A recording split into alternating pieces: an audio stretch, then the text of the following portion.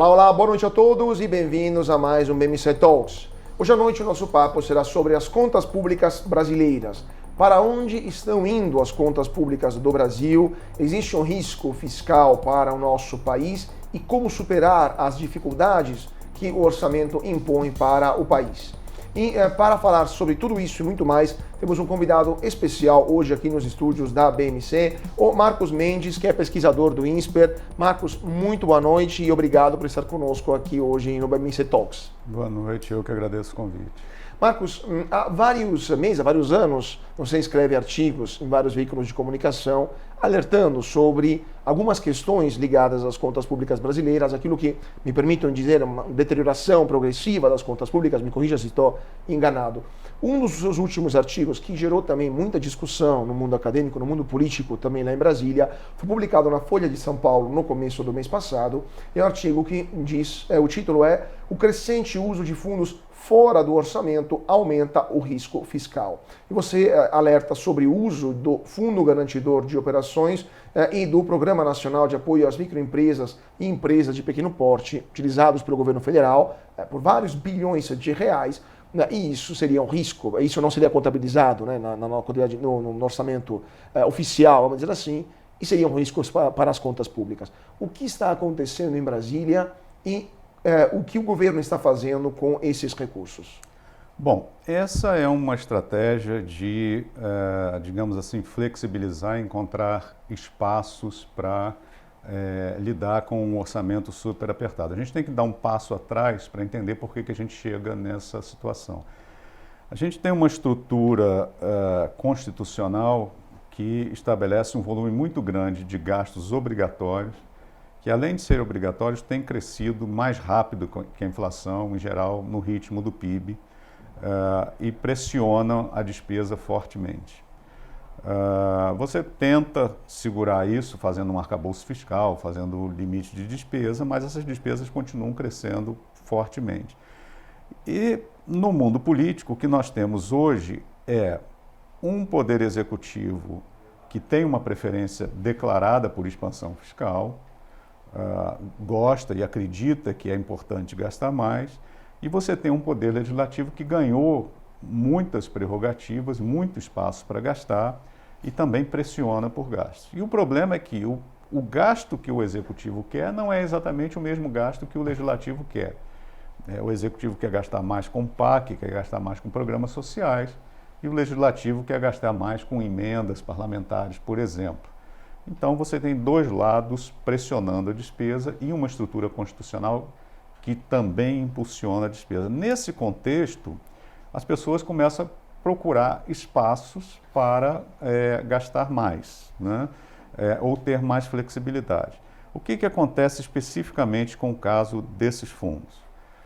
Você teve a pandemia de Covid, você precisava dar suporte a pequenas e médias empresas que precisavam pegar empréstimos e não tinham garantias a dar.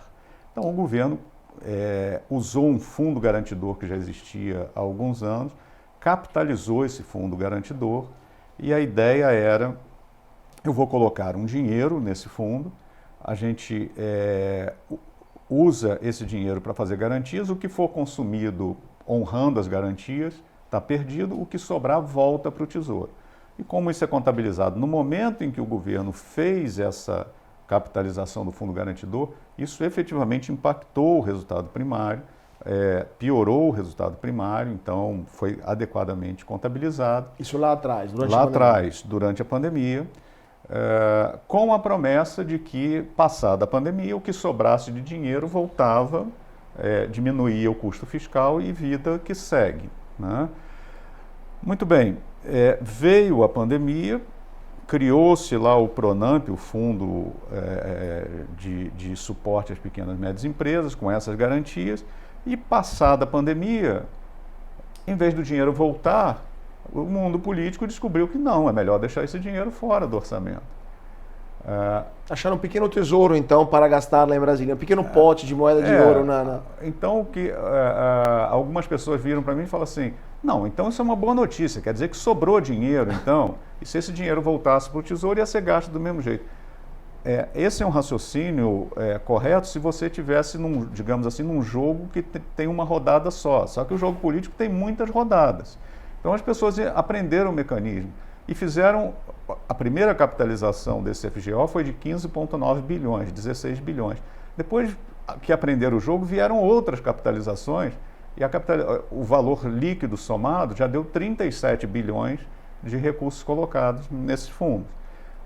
Então, se aprendeu a prometer que você vai fazer um aporte temporário e que esse dinheiro vai voltar, mas já sabendo que esse dinheiro não vai voltar nunca.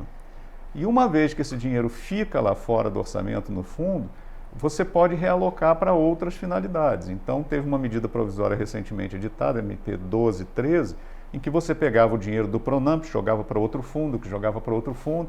Então, você fica com esse dinheiro, com essa flexibilidade fora do orçamento. E sempre na perspectiva de colocar mais dinheiro. Então, você tem o caso agora do Rio Grande do Sul, um caso gravíssimo, que você precisa ajudar. Tipicamente um caso em que o governo precisa entrar como seguradora de última instância para resolver um problema gravíssimo, mas aí pegaram mais 5,5 bilhões e colocaram nesse Pronamp. Também com a promessa de que esse dinheiro que sobrar volta, mas já se imagina que isso não voltará. Né? Mas esse é o ponto, Marcos, mas a gente pode assimilar isso a uma pedalada fiscal 2.0? Tudo bem que pedalada fiscal era uso de bancos públicos para financiar gastos do governo, também que a promessa o governo iria devolver, no caso aqui é o oposto, né? Mas ao mesmo tempo, esse dinheiro que está sendo colocado nesses fundos sai do orçamento, vamos dizer, oficial e o governo tem mais discrecionalidade, ou seja, está fazendo isso para evitar as amarras do orçamento de gasto obrigatório, de emendas parlamentares que os deputados e senadores querem. Qual que é a razão pela qual isso está acontecendo? E isso configuraria eventualmente um crime de responsabilidade fiscal? Olha, eu não gosto desse termo pedalada porque ele ficou muito envenenado, digamos assim. Né? Eu diria que é um instrumento de flexibilidade de gestão que alguns grupos de interesse se beneficiam disso. Então você tem claramente os grupos que conseguem direcionar esses fundos para suas finalidades, como por exemplo financiamento à pequena empresa, se saem melhor na briga por recursos públicos. Né? Um outro problema é que você teve um passo adicional nesse uso de fundos, que aí começa sim a ser preocupante, e aí talvez a gente comece a poder chegar perto desse termo pedalado, que foi a criação do Fundo para Financiamento da Bolsa do Ensino Médio, aquele programa PED-MEIA. Ora, o que é esse programa? Você vai dar uma bolsa para alunos do ensino médio continuar estudando, não desistirem de estudar. Isso é tipicamente uma política social que tem que estar dentro do orçamento, tá? Como é um Bolsa Família, como é um benefício de prestação continuada.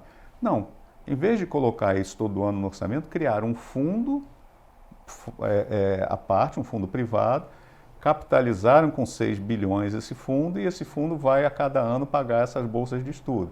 E aí esse fundo já entrou na dança dos fundos, ele está recebendo dinheiro do antigo fundo do FIES, está indo para ele. Ora, isso aí você está fazendo uma política social fora do orçamento. E não pode isso por lei? Não, o princípio básico do orçamento é que o orçamento é universal, você tem que ver todas as despesas lá. Se você começar a botar coisas para fora do orçamento, você perde a noção do que está acontecendo, tá certo? Mas por que eles estão fazendo isso? Por que agora esse tipo de política fiscal? Foi feito isso especificamente no caso do PED-MEIA por uma questão circunstancial, uma manobra circunstancial. Tinha meta de resultado zero em 2024, que já estava em 2023 se mostrando muito desafiadora. Então, qual foi a estratégia do governo? Vamos descarregar tudo em 2023 para limpar as contas para 2024.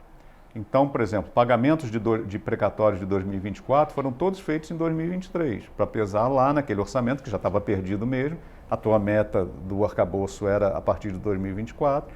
Então, eles pensaram, não, nós vamos fazer essa bolsa, a gente cria um fundo agora em 2023, e faz o impacto primário em 2023, botando dinheiro nesse fundo, e a gente paga a bolsa a partir de 2024 sem impactar o resultado primário. Então, uma manobra para você ter um resultado primário melhor agora. Aí contabilidade criativa, quase. Uma contabilidade criativa. E você teve aquele resultado horroroso em 2023, 2,40 e tantos % do PIB de resultado primário negativo do governo central. Aí cria-se uma nuvem de fumaça. Não, foi precatório que a gente teve que pagar porque o outro governo deu calote. Não, peraí, realmente o outro governo deu calote, mas nos precatórios de 2022. O precatório de 2024 que você está botando na conta de 2023, a conta é sua, não é do governo anterior, né? Então cria-se sempre uma nuvem de fumaça para dizer, olha, eu não atingi o resultado primário, mas por conta de herança maldita do outro governo. Não, você pega a conta da instituição fiscal independente, por exemplo, que eles calculam o chamado resultado estrutural. O que é o resultado estrutural? Você tira tudo que é cíclico, né, decorrente de oscilações cíclicas da economia, e tudo que é não recorrente, como pagamento de precatórios. E qual é a conta final da instituição fiscal independente? Ora, em 2022 você teve um superávit estrutural de 0,2 do PIB, e em 2023 você teve um déficit estrutural de 1,6 do PIB. Então você teve uma deterioração de 1,8 do PIB. É uma coisa muito forte. Muito relevante. Justamente, antes de entrar no tema precatórios, eu queria te perguntar sobre isso. Como foi possível essa deterioração tão rápida de um ano para o outro? Tudo bem que em 2022 a gente teve uma retomada da economia após a pandemia. O governo usou também dividendos de estatais recordes, especialmente a Petrobras, mas não apenas a Petrobras, para pagar as contas públicas, para melhorar a situação das contas públicas. Tivemos algumas privatizações, né, a Eletrobras, por exemplo, entre outras, com algumas cessões de ativos públicos. Mas como foi possível que já em 21 a gente está vendo essa progressiva melhora das contas públicas, em 22 tivemos um resultado positivo, mesmo que levemente positivo, e já no começo de 23 era evidente, como a gente conversou com a Vilma Pinto aqui justamente no ano passado, e ela já alertava que a deterioração já estava acontecendo desde o começo de 23. Como foi possível isso se a gente não teve uma expansão tão evidente dos gastos, se não de gasto social, né? O que aconteceu nas contas públicas? Teve um episódio marcante e revelador da nossa economia política, que foi a chamada PEC da transição. O que foi isso? No final do governo Bolsonaro, o Lula já eleito, o Lula propôs ao Congresso uma expansão do limite de gastos do então teto de gastos, de 1,7 do PIB, muito dinheiro, e que foi universalmente apoiado. Inclusive pela direita. Todo o Congresso votou a favor, o governo Bolsonaro fez campanha a favor, porque ele tinha uma série de contas que ele queria pagar, o governo Lula também foi a favor, e você ali deu um salto no nível de gasto de 1,7 do PIB. Então, quando veio o novo arcabouço fiscal, ele já veio para limitar a despesa que estava 1,7 do PIB mais alto, né? E não é coincidência que a instituição fiscal independente depois encontrou um déficit estrutural de 1,6, que é exatamente... A diferença quase, né? 0,2 e 1,7, né? Mas 1,5, 1,6, né? É exatamente esse aumento de gasto. Então isso é revelador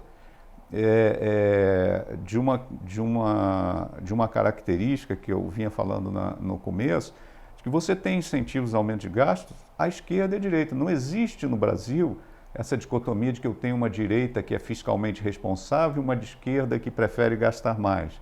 A gente tem interesse por expansão de gasto da extrema esquerda à extrema direita, cada um com a sua clientela. Não cabe aqui, não temos espaço para isso, mas as nossas instituições políticas e eleitorais levam a isso. Hoje, você tem um processo muito pulverizado no parlamento de poder, em que cada parlamentar tem dois objetivos principais. O primeiro é atender a sua base eleitoral e, portanto, quer fazer despesas com emendas parlamentares, obras locais e etc. E o segundo é atender o seu financiador de campanha ou o grupo de interesse a qual ele pertence. A igreja, o agronegócio, o sindicato, cada um dos grupos lá representados. Então, o interesse é claramente de expansão de gastos. E você tem um desequilíbrio de poder, porque nenhum parlamentar deixa de ser reeleito porque a economia vai mal, porque o governo está indo mal. E você não tem aqui o sistema que ocorre nos governos parlamentares, nos regimes parlamentaristas, em que quando o governo vai mal, você chama uma nova eleição e o mandato daquele parlamentar está sob risco.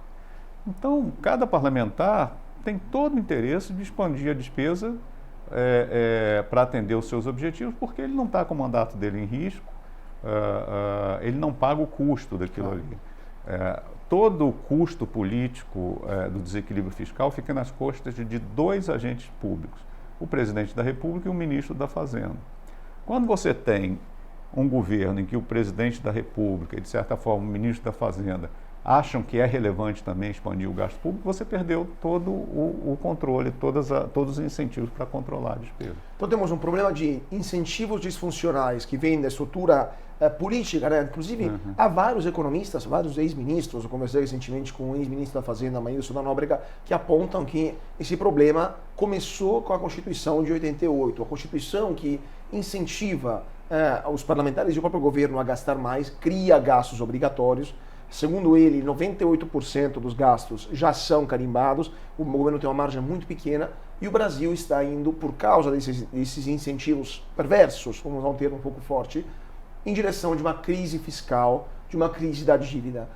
Você concorda com essa opinião? Acha que ainda é reversível essa situação ou chegaremos a um ponto em que o mercado vai questionar a capacidade, a solvência do governo federal? Aí, na tua pergunta, nós temos dois pontos importantes a olhar. Primeiro, de fato, você teve um desenho da Constituição que gerou muita despesa obrigatória, gerou muito desequilíbrio federativo no financiamento dos 3 níveis de governo, mas a gente está tendo também uma deterioração desse processo. Eu vou te dar um exemplo. No governo Fernando Henrique,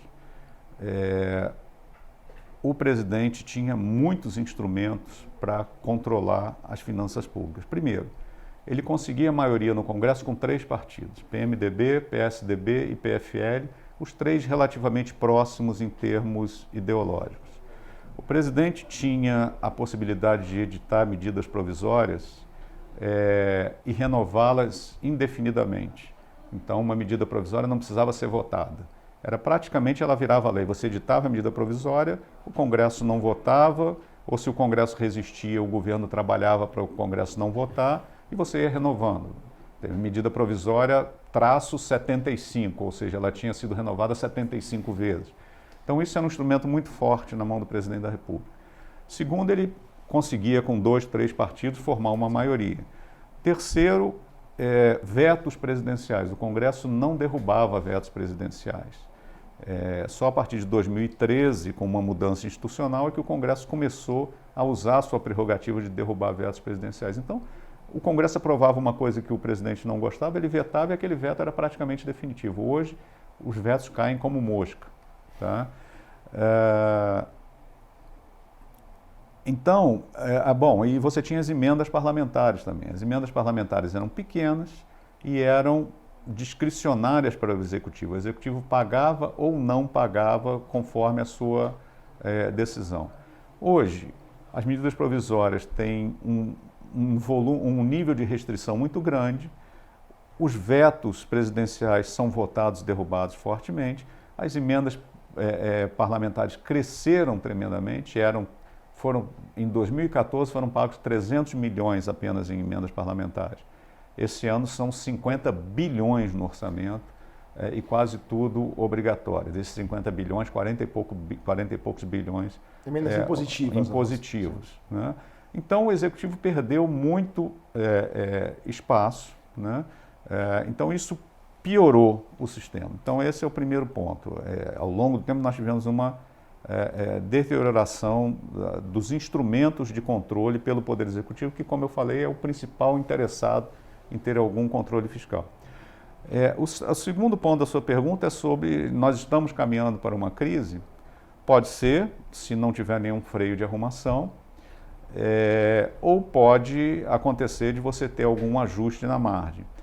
O histórico brasileiro das últimas décadas tem sido alguma coisa no seguinte sentido: você entra numa crise forte em que o mundo político se assusta e aí o mundo político aceita algumas reformas.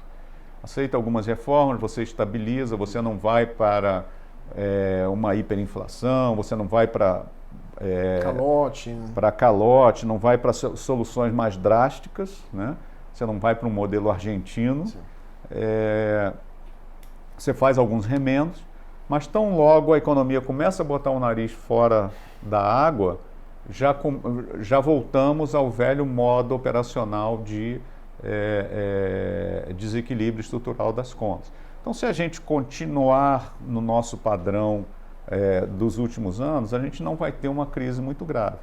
Mas pode ser que algum percalço, por exemplo, um aguçamento da polarização política, nos leve a essa incapacidade de frear o carro antes de cair no precipício. O Brasil muitos analistas falam isso, o Brasil é aquele país que chega na beira do precipício, mas não se joga. A Argentina chega e se joga, né? Então, no caso, tomara que essa vez também acabe não se jogando. Mas então, só para terminar essa questão, 2 pontos. A gente já está vendo hoje um aumento das taxas de juros para a dívida pública, chegamos a IPCA mais 6 e alguma coisa. Ou seja, o mercado já está exigindo mais do governo para comprar título Tesouro. Mas, ao mesmo tempo, passou-se 1 ano e meio quase do começo do mandato do governo, aliás, mais de 1 ano e meio, a gente teve também o arcabouço fiscal já mais há 1 ano, e o arcabouço, a gente vai falar disso também, já tinha seus problemas logo de cara. 2 perguntas sobre esse ponto. O mercado, na sua opinião, foi complacente, aliás, mais do que leniente, com o governo federal, acordou tarde demais, é um comportamento normal do mercado, e você acha que a crise que a gente vai enfrentar vai ser mais grave das passadas, porque nas passadas era algo, por exemplo, faz uma reforma na Previdência, dá uma melhorada, cai lá, faz um teto de gastos e bola para frente. Dessa vez a situação geral está mais complicada do que era no passado, dívida pública a quase 80% do PIB, uma economia que cresce menos, ou é simplesmente um filme que se repete? Bom, em primeiro lugar, vamos ver a questão da complacência. O que eu tenho sempre dito é que você tem um preço na economia que ele funciona como um sinal de alerta, de alarme, que é a taxa de câmbio. Então, no passado, quando as coisas começavam a ir mal, rapidamente o câmbio disparava, e aí o mundo político se assustava, o mercado se assustava e entrava em campo o freio de arrumação, né? Criava-se incentivos para você fazer algum ajuste.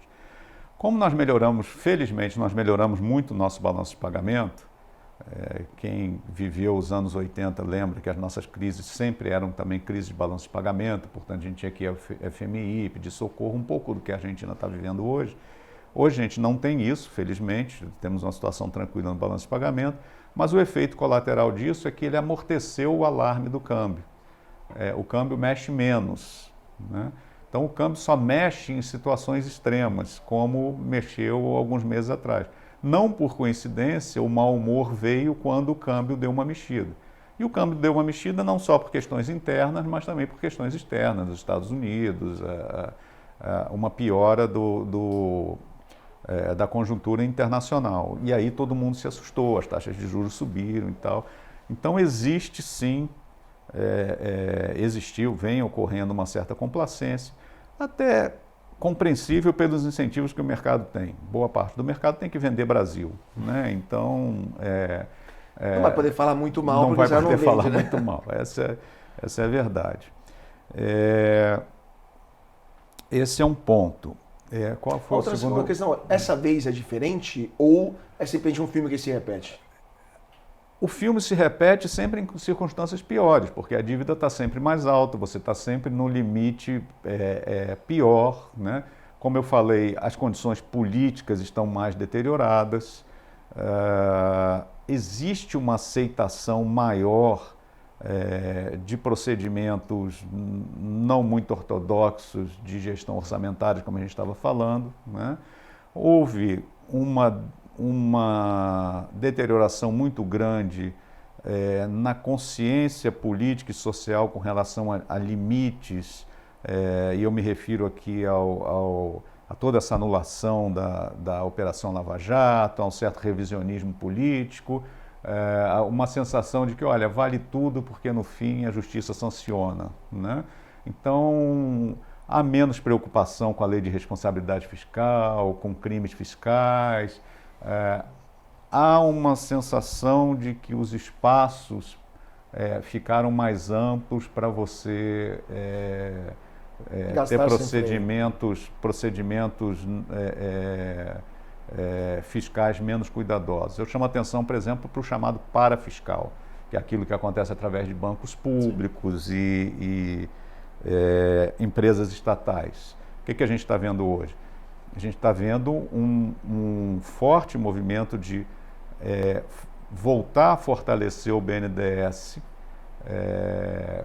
inclusive dando instrumentos de captação ao BNDES com incentivos fiscais, de voltar a fortalecer o papel da Petrobras como um agente de políticas públicas orientadas pelo governo, e um modelo que há menos de uma década atrás nos colocou na maior recessão da história. Está sendo reconstruído, retomado todos esses instrumentos. Ou seja, é um filme que já vimos e sabemos também como termina, infelizmente, né? Mas, Marcos, vamos continuar a falar sobre esse ponto.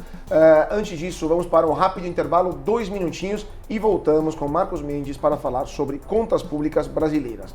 Não saia daí, voltamos já já.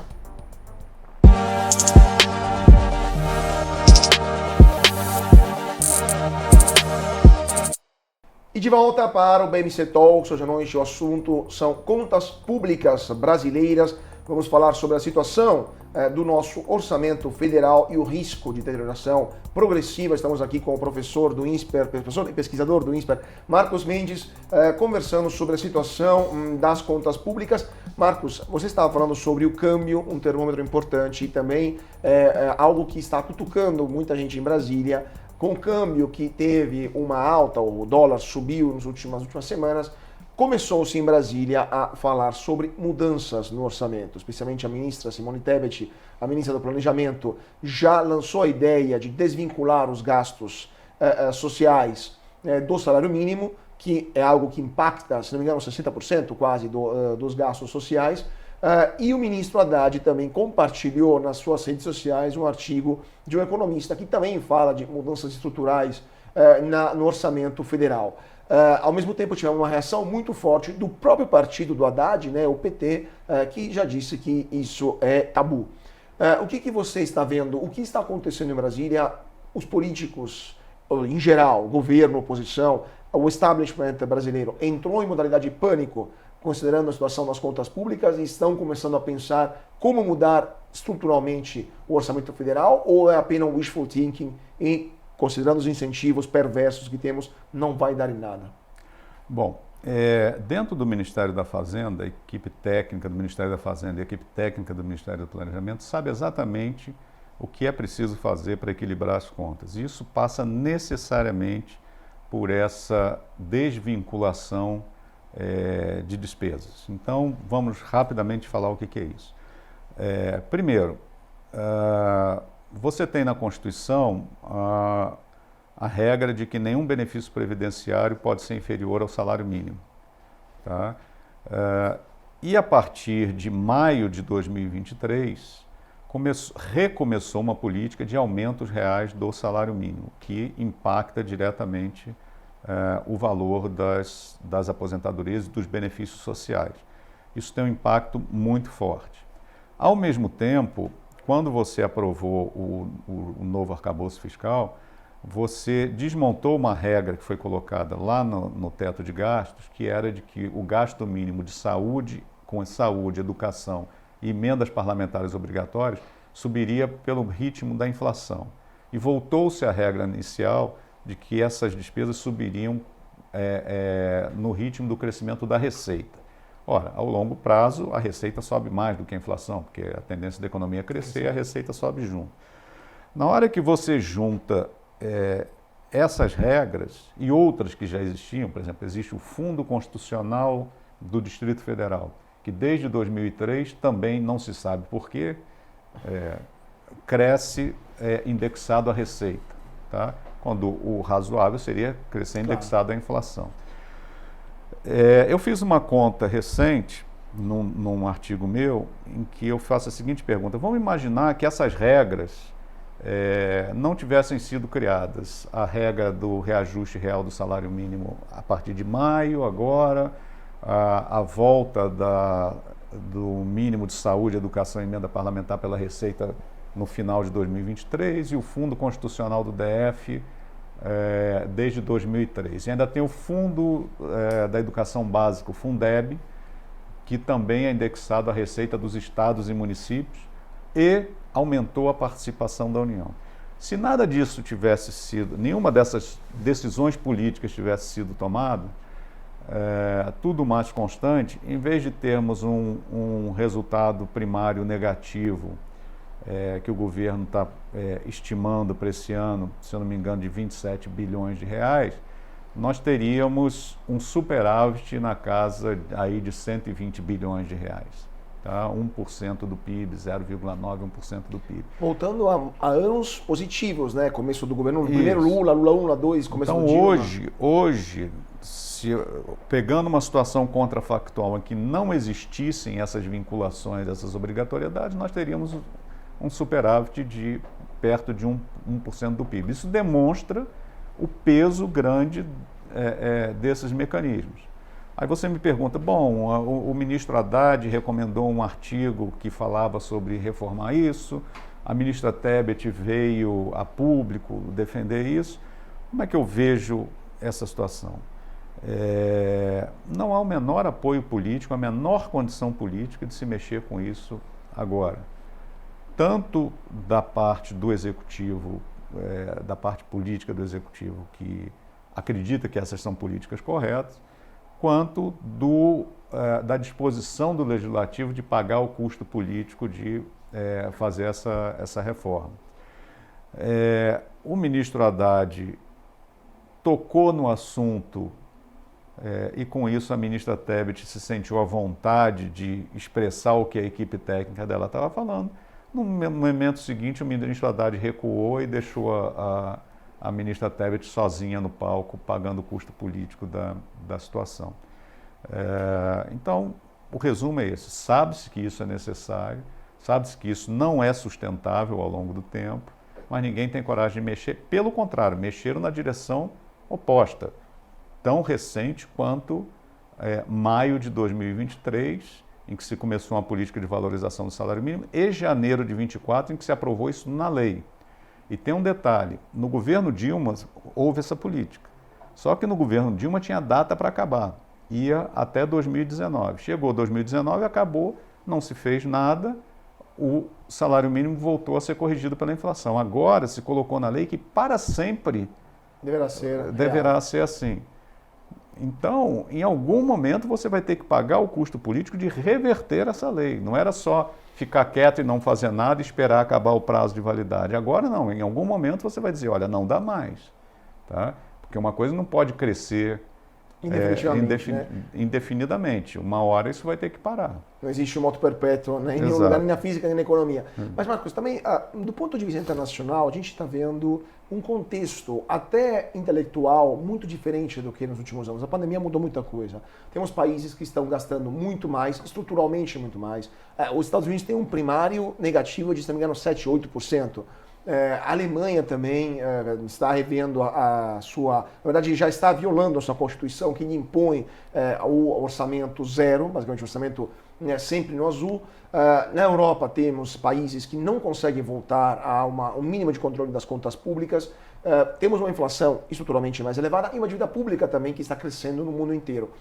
Você não acha que o Brasil também se encaixa nesse novo sentimento internacional, nessa nova visão do mundo de que gasto é vida, né? Agora, do mundo de humor em certos aspectos, né? E isso acaba desincentivando ainda mais os nossos decisores políticos a tomar medidas para colocar as contas em dia e para onde isso está levando o mundo e o Brasil também. Tá, vamos começar pelos Estados Unidos. Os Estados Unidos estão numa situação bem diferente do seu histórico, ele abriu um déficit primário muito grande, a dívida dos Estados Unidos está num ritmo de crescimento muito forte, a taxa de juros lá subiu enormemente, e isso, em termos práticos, é um problema para o Brasil, porque vai subir, já subiu a taxa de juros de equilíbrio lá, e como a taxa de juros dos Estados Unidos bota um piso para a nossa taxa de juros aqui, a gente perdeu espaço para reduzir a taxa de juros, ainda que a gente venha a ter um programa de ajuste fiscal e condições de baixar a taxa de juros.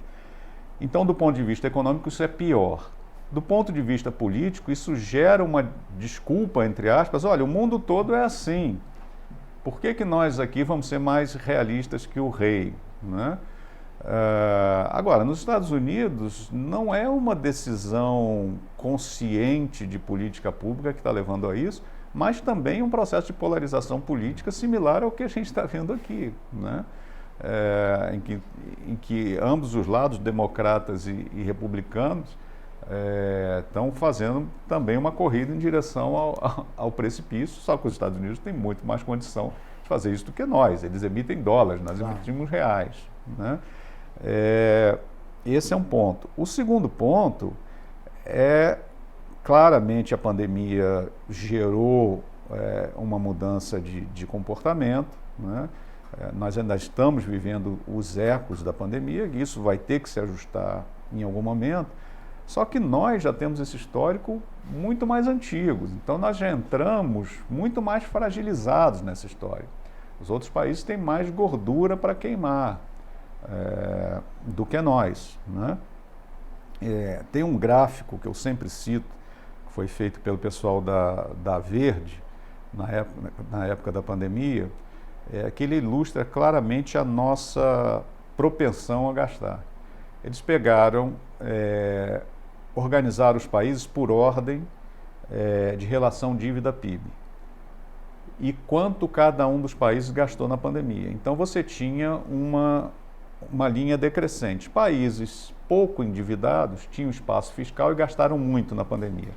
Países muito endividados tinham pouco espaço fiscal e gastaram menos na pandemia. O Brasil, nesse grupo, tinha a maior dívida e foi o que ficou em segundo lugar em gasto. Ele era completamente um outlier nessa coisa. Então, a gente aproveita situações em que é legítimo gastar e gasta muito mais além do que poderia e com muito menos critério. Claro. Né? Então, nós estamos tendo agora o caso do Rio Grande do Sul. Repito, um caso gravíssimo, você tem que ter a intervenção do governo, você tem que botar um dinheiro grande lá, mas isso não significa que você pode fazer qualquer coisa de qualquer jeito. Então, de repente, o governo resolve importar arroz e distribuir arroz a preço tabelado. A preço tabelado, a um custo enorme. É razoável isso? Esse dinheiro não poderia estar sendo alocado de outra forma? Então, você, num contexto político em que você tem um incentivo muito grande a gastar, na hora que você tem um pretexto razoável, justificável para gastar, você gasta muito mais de forma pior do que claro. Poderia e deveria. Um exemplo disso, para a gente terminar o assunto contas públicas brasileiras também, é a questão dos precatórios. A gente viu no ano passado o governo colocar no orçamento, além do primário, mais 100 bilhões mais ou menos de precatórios. Era algo que muita gente criticou, porque havia uma PEC dos precatórios aprovada no governo passado. O STF autorizou o pagamento e o governo não somente pagou ano passado, como vai pagar este ano, o ano que vem, para os próximos anos. Isso, na sua opinião, era necessário? Podia vamos dizer assim, pagar o que devia de uma outra forma? Os precatórios são um meteoro, como disse Paulo Guedes no passado, que vai ser, vamos dizer, um estopim para a nossa crise fiscal, ou vão, no final das contas, dar um jeito para acomodar essas centenas de bilhões de reais que deverão ser pagos nos próximos anos? Vamos lá. De fato, ao longo dos anos, a conta de precatórios aumentou muito e nós temos vários fatores que justificam isso. Em primeiro lugar, nós temos uma certa dificuldade na defesa da União. Há espaço para você melhorar a qualidade da defesa da União, principalmente nas grandes causas, né? Causas de grande valor, você dá uma importância maior, colocar uma força-tarefa grande para cuidar daquela causa, para evitar perder aquela causa. Então você tem uma necessidade de organizar melhor a defesa da União. Segundo lugar, é que ao longo dos anos se formou uma certa indústria de precatórios no Brasil, em que empresas, escritórios se especializaram em explorar lacunas da lei para processar o Estado. E fazem isso de forma descentralizada. Então, por exemplo, em benefícios sociais, passa aí, tem carro de som na cidade interior, vem aqui conseguir a sua aposentadoria, aí o cara vai lá, aquela empresa tem já um modelo de como processar o Estado para que uma pessoa que não tem direito ao benefício de prestação continuada conseguir aquele benefício. Aí essa empresa já localizou qual é o juiz e qual é a comarca que que mais aceita aquele tipo de argumento. Então, vai pleitear junto àquele juiz. Então já tem todo um modus operandi em que cabe ao Estado fazer o dever de casa de fechar as lacunas da lei para que isso não aconteça. Mas, por outro lado, o judiciário é muito ativo. Vou te dar um exemplo. Para o benefício de prestação continuada, a lei diz tem direito a esse benefício as famílias com renda per capita inferior a 1/4 do salário mínimo. Aí as pessoas tinham renda per capita maior do que isso, iam ao judiciário e ganhavam. Aí o judiciário estabeleceu uma jurisprudência de que não é 1/4 do salário mínimo, é meio salário mínimo. Se eu não me engano, isso acabou indo para a legislação. Então você vai forçando a flexibilização disso aí, né? E aí esses passivos foram se acumulando. Então tem que fazer esse dever de casa para que isso não aconteça. Agora, uma vez que exista o passivo, tem que pagar. Então o que foi feito lá no governo Bolsonaro foi uma moratória seletiva. Decidiu-se não pagar os precatórios e redirecionar o dinheiro para pagar outra coisa. Esse governo entrou e falou, olha, não é sustentável isso, e até num contexto de briga política, vamos desfazer o que os outros fizeram, vamos pagar. Tá? E aí o STF não só deixou pagar aquilo que a Constituição dizia que não era para pagar, que era para empurrar para frente, por conta de uma emenda constitucional aprovada no outro governo, mas falou, olha, pode pagar e fora do limite de gasto e fora do resultado primário. Aí você deu uma colher de chá grande, né? Só que deixou pagar fora do resultado e do limite de gasto até 2026. Então, a partir de 2027, essa despesa que está crescendo, que não se conseguiu controlar, vai ter que entrar dentro da regra fiscal. Então, nós já temos um encontro marcado com a mudança da regra do orçamento. Muito provavelmente, quando for chegando ali começo de 2026, vai ter uma proposta de manter permanentemente os precatórios fora do limite. Tá? E uma vez que está fora do limite, você diminui o incentivo político a corrigir os problemas originais. Eu sei que existe lá no governo um esforço, foi feito um comitê de monitoramento de precatórios, estão fazendo um trabalho técnico para tentar melhorar isso, mas não vai ser do dia para a noite. Isso vai demorar alguns anos para você conseguir fechar algumas brechas. Isso acontece também no nível estadual. Tá? E eu conheço casos de alguns governos estaduais que conseguiram fazer isso. Conseguiram ir lá na origem, ver quais eram os itens e quais eram as leis e os artigos que davam brechas a processar o Estado, mudaram aquilo ali, fecharam essas brechas e conseguiram resolver o problema. Vamos ver se o governo federal consegue fazer isso. Porque no governo federal a escala é maior. Claro, mas dá para colocar a casa em ordem, você quer dizer, tipo, tem como só querer fazer um negócio bem feito. Para terminar, que temos infelizmente poucos minutos. Então, nos próximos anos, 26, 27, temos um cenário de precatórios que temos um encontro marcado com precatórios que deverão voltar na regra fiscal.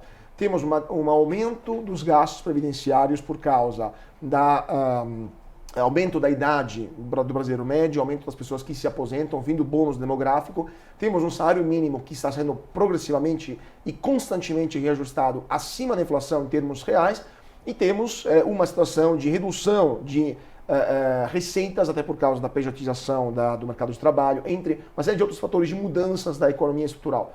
Ou seja, nesse contexto, de novo, estamos indo em direção do precipício e o risco que o governo apele para o populismo sem fim, hiperinflação não, mas inflação a 2 dígitos, tentativa de achar um jeito para monetizar essa dívida, ou simplesmente não pagar, ou uma taxa patrimonial, imposto patrimonial extraordinário sobre os brasileiros. O que você acha mais provável? Porque, de fato, o nível da mudança, o nível do ajuste que será exigido para a classe política nos próximos 36 meses é um custo político muito alto. Você acha que vão querer pagar esse preço? Aconteceu um fenômeno pós-pandemia interessante, que foi a aceleração da inflação. Logo após a pandemia, a inflação se acelerou e deu uma bela corroída na dívida. Tanto papéis que não eram indexados à inflação, quanto pelo fato de que o PIB nominal cresceu por conta da inflação. Sim. E aí a relação dívida-PIB caiu. Então as pessoas olham e falam assim, olha, gastamos gastamos dinheiro a rodo na pandemia e a relação dívida-PIB não subiu. Então é conversa esse negócio. Mas não subiu porque você teve uma aceleração da inflação que comeu parte da dívida. Isso só é sustentável durante um tempo, né? E tem todo o custo da desinflação. Então pode ser que a gente tenha um processo, digamos assim, limitado de inflação, uma nova aceleração da inflação que vai lá, come um pedaço da dívida e gere mais margem de manobra para a gente sobreviver mais um tempo aí sem uma crise, ou por conta das condições políticas, do acirramento da polarização política, do acirramento da captura de poder pelo Congresso, da propensão do governo atual de expandir gastos e do enfraquecimento daqueles players dentro do governo atual que mostram a importância de controlar o fiscal, pode ser que a gente vá, sim, para uma crise até o fim do governo. Mas, como eu falei antes, o nosso histórico tem sido sempre de frear o carro antes do desastre, o que nos coloca numa situação de mediocridade, né? Numa situação de... a gente jamais consegue arrumar a casa para o país crescer acima de 3% e reduzir a nossa distância em relação à fronteira do resto do mundo. A gente, sistematicamente, o nosso PIB per capita equivale a 20% do PIB per capita dos Estados Unidos há décadas e a gente não consegue sair disso. A gente está patinando nisso. Não só por uma incapacidade de fazer equilíbrio fiscal, mas por uma série de outras políticas que envenenam a produtividade, políticas públicas que envenenam a produtividade, impedem o país de se tornar mais produtivo e gerador de uma renda per capita mais alta. Ou seja, por causa do descontrole das contas públicas, o Brasil é condenado a se manter um país de renda média para baixo, um país, na sua maioria, pobre, um país não competitivo em um contexto internacional onde cada vez mais a competitividade dos países será determinante para o seu sucesso econômico e o bem-estar da população. Ou seja, por causa da irresponsabilidade fiscal, vamos permanecer pobres. É esse o resumo da obra. Eu diria que responsabilidade fiscal é condição necessária, mas não suficiente, né? A condição suficiente seria, além de ter responsabilidade fiscal, você ter uma economia aberta, com incentivos a aumento da produtividade, com melhorias no nível educacional, com um esforço de ter uma melhoria de infraestrutura, melhoria de ambiente de negócios. E a gente não faz o dever de casa nem em um e nem em outro, então a coisa fica mais difícil. Pois é. Como diriam os alemães, vaste programa, mas infelizmente não aparece ninguém em Brasília que tenha essa visão tão clara e tão nítida, né? Marcos, eu teria 1 milhão de outras perguntas para te fazer, o papo foi ótimo, mas infelizmente o nosso tempo acabou. Eu queria agradecer muitíssimo. Marcos Mendes, pesquisador do INSPER, foi um prazer e uma honra tê-lo conosco aqui no BMC Talks. Muito obrigado, eu que agradeço a oportunidade. E muito obrigado a vocês também que estão seguindo a gente. Continuem com nossa programação aqui na BMC e nos vemos na semana que vem para mais um papo sobre política, economia, finanças, negócios e internacional. Mais uma vez, muito obrigado a todos pela atenção, uma ótima noite e até mais!